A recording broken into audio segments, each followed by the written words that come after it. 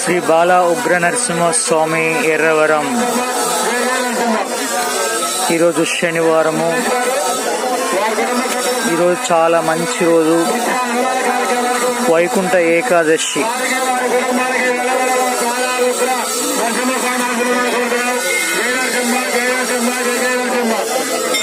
స్వామి సన్నిధికి మాత్రం వేలాది మంది భక్తులు వస్తూ ఉన్నారు. ఈరోజు శనివారము. స్వామి సన్నిధి అంతా కూడా ఈ సమయం చూసినట్టయితే 9 గంటలు అవుతుంది. ఈ 9 గంటల ప్రాంతంలోనే భక్తులు చేరుకుంటూ ఉన్నారు. ముఖ్యంగా ఈరోజు మంచి రోజు కాబట్టి స్వామి సన్నిధికి ఇది మాత్రం వేలాది మంది భక్తులు వచ్చే అవకాశం అయితే ఎక్కువగా ఉంది. మనం చూస్తూ ఉన్నాం స్వామి సన్నిధిలో కొన్ని పూజా కార్యక్రమాలు నడుస్తూ ఉన్నాయి.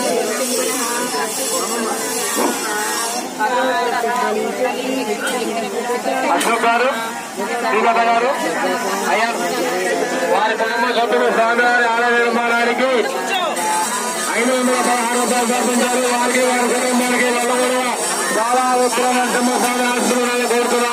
జయ నరసింహ, జయ నరసింహ, జయ జయ నరసింహ.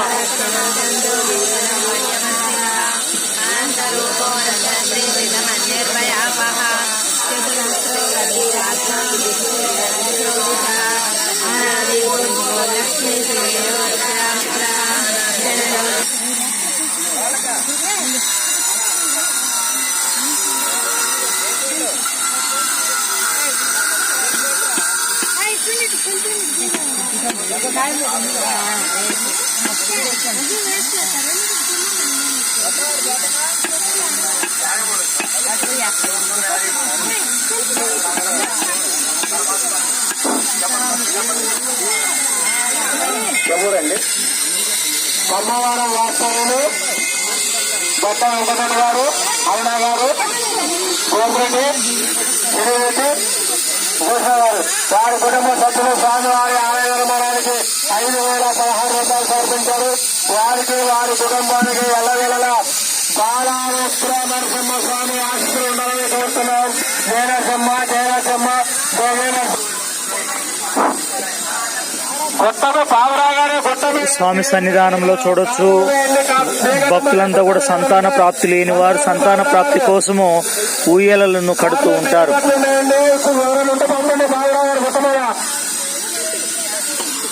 ఊయలలో ఇది ఒక స్పెషల్ గా కనిపిస్తా చూడు, ఒక మోడల్ గా కనిపిస్తా ఉంది.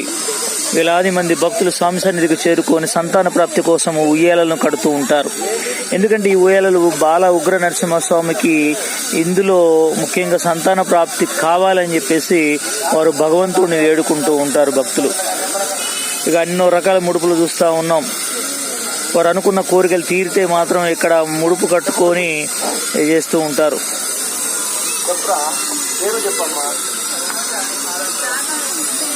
నాగా వెంకట వేద గారు, సీతా శరణ్య గారు, వారి అంతేనా వారి కుటుంబ సభ్యులు స్వామివారి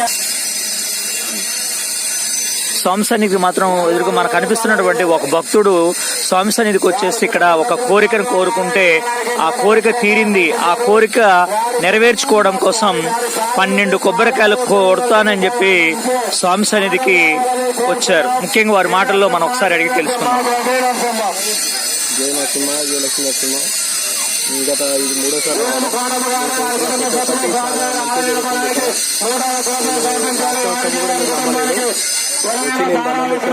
జయ నరసింహ. ఇది 2వ రావడం. ఇది మొదటిసారి రావడం నేను మామూలుగా కోరిక కోరుకోవడం జరిగింది. నేను అనుకున్న కోరిక తీయడం వల్ల మళ్ళీ అదే 12 కొబ్బరికాయలు కొడతాను మొక్కున్నాను. అది నెరవేరుతుంటే ఈరోజు మళ్ళీ